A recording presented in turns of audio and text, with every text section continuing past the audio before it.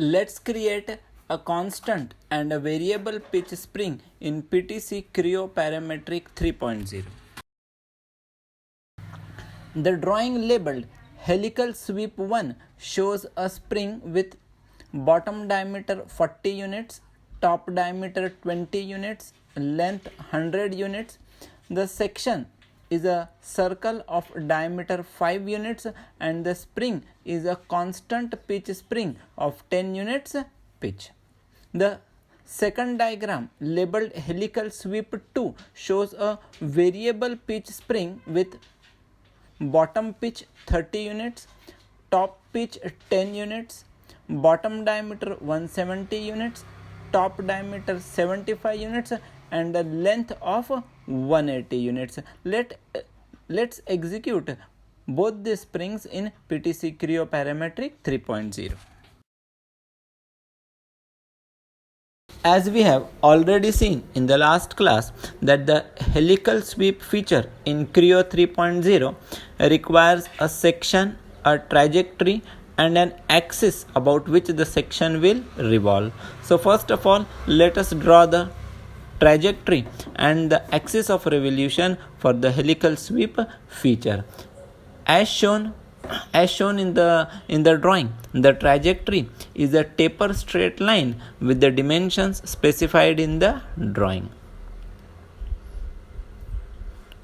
Modify the dimensions so you have prepared with your trajectory for the feature. From the construction center line option, construct a center line which will act as an axis of revolution for the helical sweep feature. Accept the sketch. Keeping the trajectory selected, take up the helical sweep tool from the shapes group. In the references tab, you can see the sketch 1 as the helical swept profile. Internal center line indicates that the axis of revolution has been sketched within the sketch tool for the trajectory. Then draw the section. The section should be drawn at the intersection of the two center lines as shown in the sketch.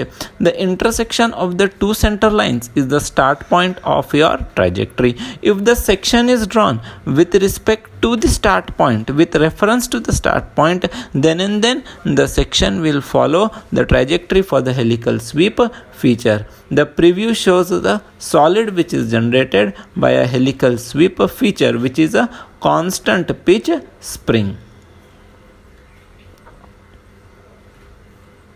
This shows the front view of the helix feature.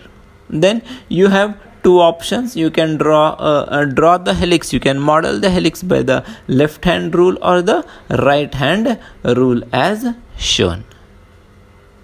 So that's a constant pitch spring.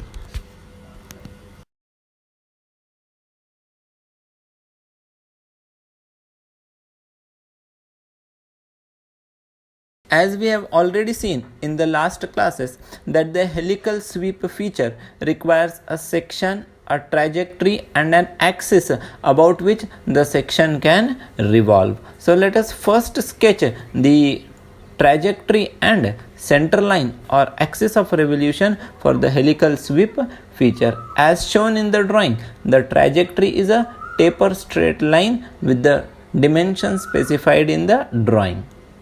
Modify the dimensions of the trajectory as shown on the screen with regenerate option off. Finalize the dimensions and sketch an axis of revolution for the helical sweep feature with the construction line tool.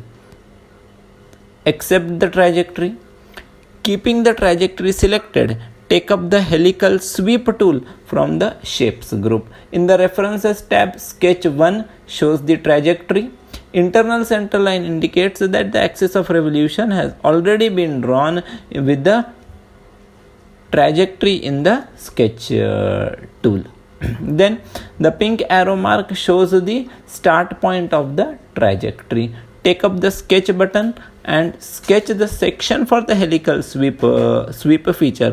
The section should be drawn at the intersection of the two center lines as shown in the figure. The intersection of the two center line indicates the start point of the trajectory. The preview shows a constant pitch spring. In the pitch tab, vary the start point pitch to 10 units and the end point pitch to 30 units. So you now have a variable pitch spring in front of you on the screen. Thank you.